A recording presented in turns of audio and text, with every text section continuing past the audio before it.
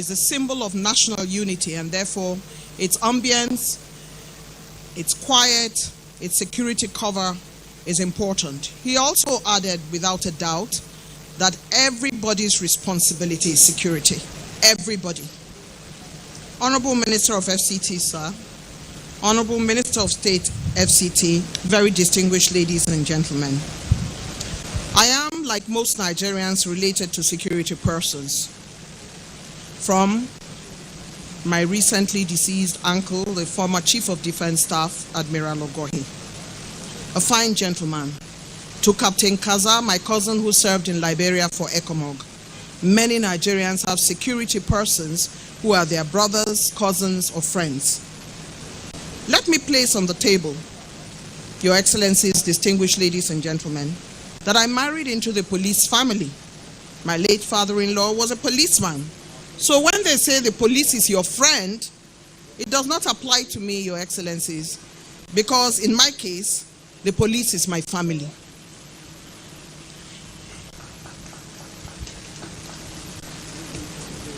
On behalf of the bigger security family, we thank the Honorable Minister for this gesture to make the work of security agencies easier. It is time now to invite a member of that larger security family, the Honorable Commissioner of Police, FCT, Bernard Igwe, who is represented today by DCP Kayode Ojakpinwa, to deliver his appreciation remarks on behalf of other security agencies.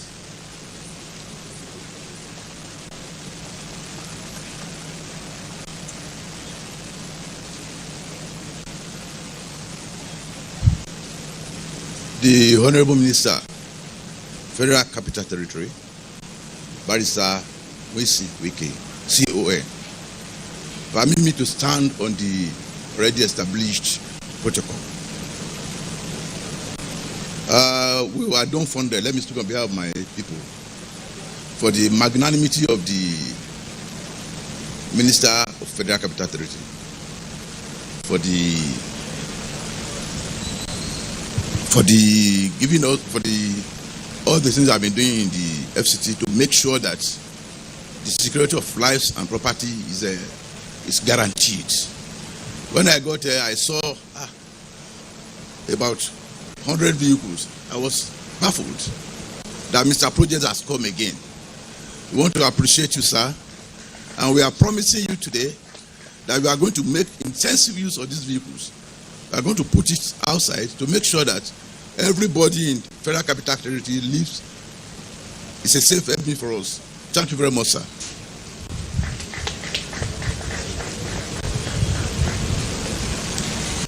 DCP Ojakpinwa has made his comments, and because his comments is about thankfulness, he has kept it short. He represents the Commissioner of Police, FCT. Thank you very much indeed. We appreciate you. Please join me now in welcoming a woman of many parts who sits in the strategic seat of FCT Minister of State, providing the needed support and collaborating with the FCT Minister, Ezenwo Nyesom Wike, in his purpose-driven infrastructural development and strategic support across sectors. The amiable Honorable Minister of State, FCT, Dr. Mariam Mahmood, for her vote of thanks.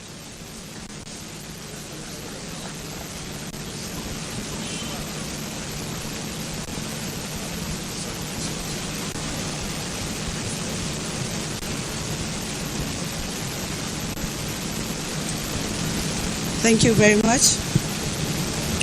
The Honorable Minister of FCT, Barrister Nyesom Wike, the Chief Security Officer of FCT, the Chairman House Committee on Area Council and Ancillary Matters, ably represented by Honorable Kumoti Lowry, the member representing Abuja South, Honorable Abdurrahman Ajia, all security agencies that are here present, permit me to stand on the existing protocol.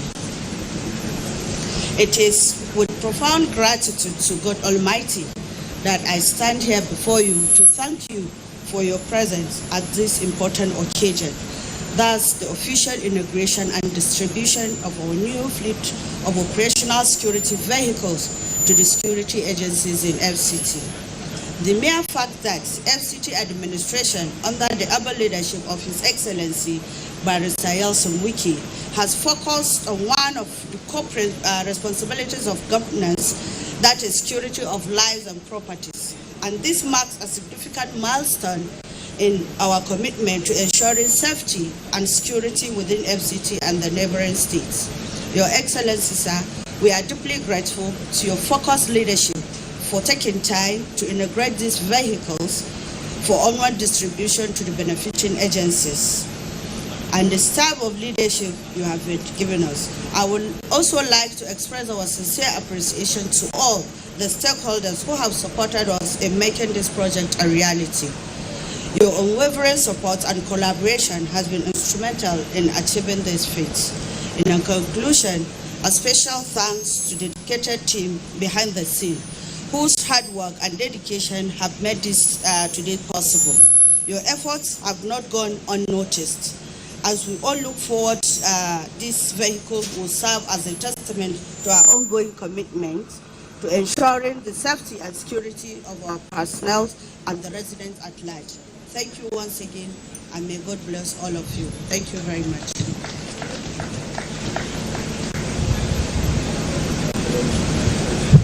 Thank you very much, Honorable Minister of State, FCT. Please give her another round of applause. She has taken her time to delineate, streamline, and pull out all those she needs to say thank you to. Honorable Minister of the FCT, after his address, would be symbolically handing over the key to one of the vehicles to the representative of the FCT Police Commissioner. Therefore, when he finishes his speech here, the Commissioner of Police representative will step forward to collect that symbolic key. After that, there will be a beehive of all the entire security heads that are here, who would go with the Honorable Minister to where he will cut the ribbon. They will be going along with the representative of the House Committee Chair on Area Councils and Ancillary, the APC headship, the Chief of Staff, the Head of Service. They would all go with the Honorable Minister for the cutting of the tape over there. Let me say, Your Excellencies, distinguished ladies and gentlemen, today I'm not as effervescent as I was throughout all the other commissioning. That's because there is cloud and there is rain and there are days of sunshine. That's because whenever you look at it, life and death are two sides of the same coin. And that is why legacy matters. So yesterday I lost my cousin, so it has dampened me a little bit. But I'm not too dampened to understand that life is something that is given as a gift and the rest of us must go on. I'm very pleased that I've been honored to be part of this ceremony today, where FCT, where I live, is going to be even more secure than it used to be with what the Honorable Minister is about to do. It is because life and death are two sides of the same coin that legacy matters. Legacy is not what I did for myself, it is what I'm doing for the next generation, according to Victor Belfort. Honorable Minister, distinguished ladies and gentlemen, legacy is described as a long-lasting impact of particular events and actions that took place in the past or of a person's life. Wherever one finds themselves in whatever position, one must hold on to legacy as a guiding force to do well. Nobody remains in the same spot forever. We keep moving. And when we look back, whether we are on this side of the divide or not, we must be able to thump our chest and say, this is what I left behind. This is my legacy. Nobody understands the power and the import of legacy better than the Honorable Minister of FCT, Nigerian Wike. Mercurial, ebullient, resilient, and power-packed, the FCT Minister is ensuring that his legacy becomes a big shoe that others would struggle to follow. Today, he has called us all together at a time. Join me to welcome our collective landlord, the FCT Minister, Nigerian Wike.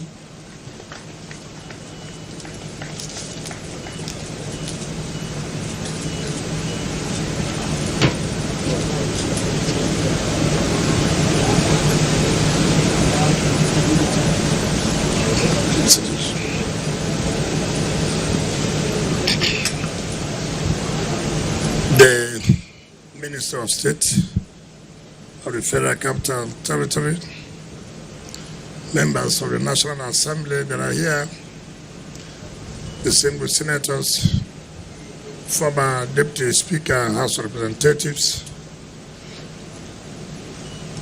our dear leaders, the Chairman, Civil Service, FCT, the Head of Service and Chief of Staff, and other management staff of the FCTA, the representative of the Commissioner of Police, and other heads of securities that are here, gentlemen of the press, ladies and gentlemen.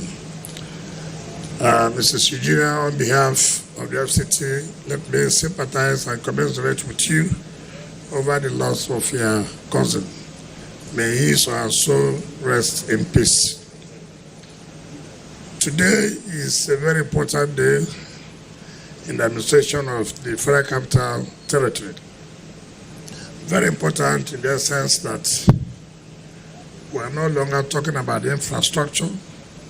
We are no longer talking about taking development to the area councils, but we're now talking about a key factor, a key agenda in the New Hope mantra, and that has to do with security.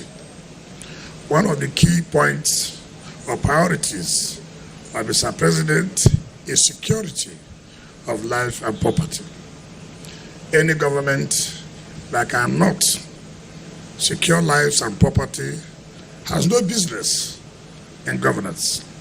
And so it's a priority for Mr. President that Nigerians are secured. And who are those that are responsible?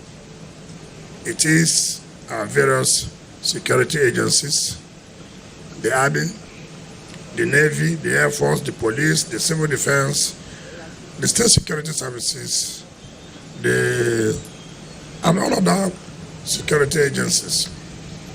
For us as a government, it is not the responsibility of Mr. President to go and identify where the criminals are.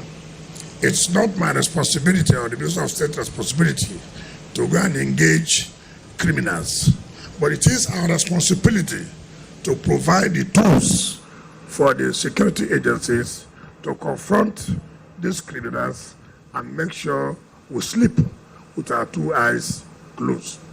If we do not play this role, it will be difficult for our security agencies to be effective to carry out this function of securing lives and property.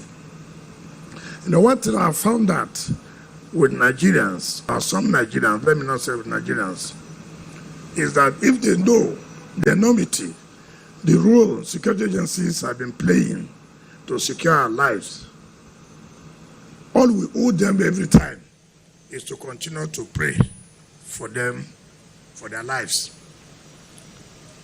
The only thing we remember that there was an incident yesterday, but we forget that the security agencies have stopped so many of those incidents that would have taken lives and destroyed properties. If one incident happens, we do as if security agencies are not doing anything. Every day I get security reports, and I know the efforts of security agencies. If we avail you with what the security agencies do every day and night, you'll be surprised.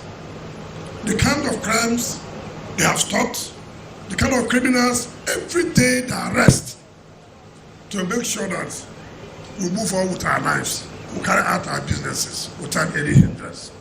So we must at all times continue to support them, pray for them. They're also human.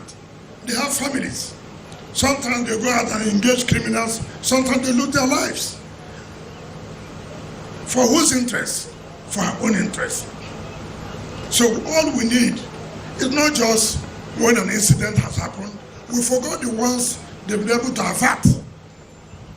The only way we can continue to support our security agencies is not to condemn. is to encourage them, and they will do more. But if one incident happens, you totally say security architecture in Nigeria has failed, that is unfair. That's unfair.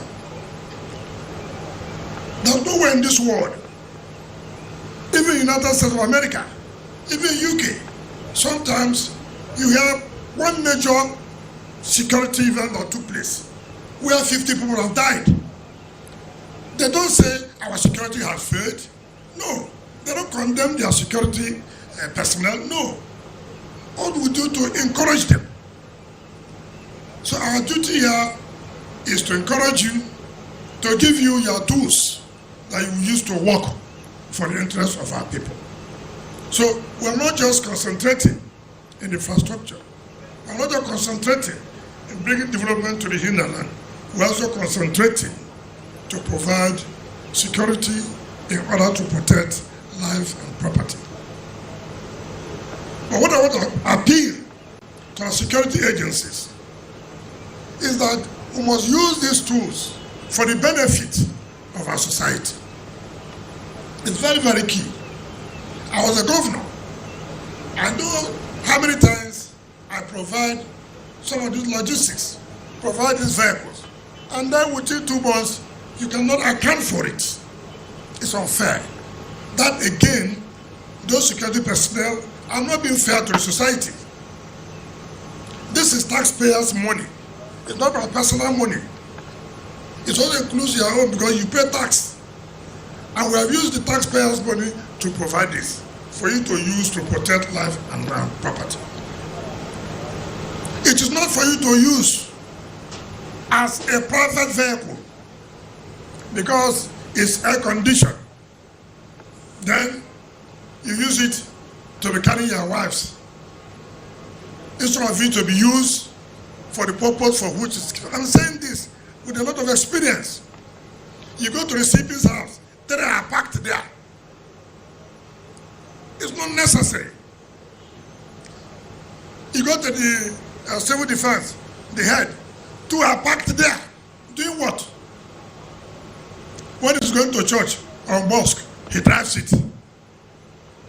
You go to the director of SSL, you see one fine one is parked there. It is not for that purpose. These vehicles are to be used both in the rural areas and in the city. So that these criminals will know that we are ready for them, that we are battle ready for them. And you are doing a wonderful job as far as the city is concerned. But our efforts must be taken to the rural area because it's been hectic. Let it not be that the people will not feel the presence of these vehicles. When these criminals, they are watching us now. They know. And let us tell them that, yes, yesterday you escaped, but today you are likely not to escape. Let them know that you are serious. Make these residents, those who carry out business in Abuja, to feel free, to move around in the night, to move around in the daytime. Give them that confidence. Give them that hope. And that is why we are doing what we are doing today. With what you have done, with what you have done in FCT, by reducing the level of crime, we commend you. Some people will never commend you. There are those who will never say anything good in their life. It's their nature. And there's nothing you can do about that. Don't relent. We are here to give you support. And so, on behalf of the FCT, on behalf of Mr. President, I want to sincerely say that whatever the security agencies need for them to combat crime, we are ready to give. We are ready to give. Because when we came on board, one of the things I found out was that I had need for them to have a good car, to use these vehicles and other communication gadgets to fight crime for the interests of our people. Thank you and God bless you.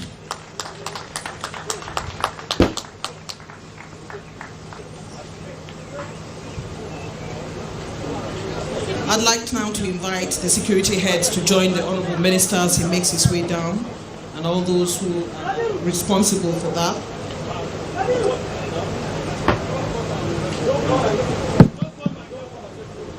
Hello?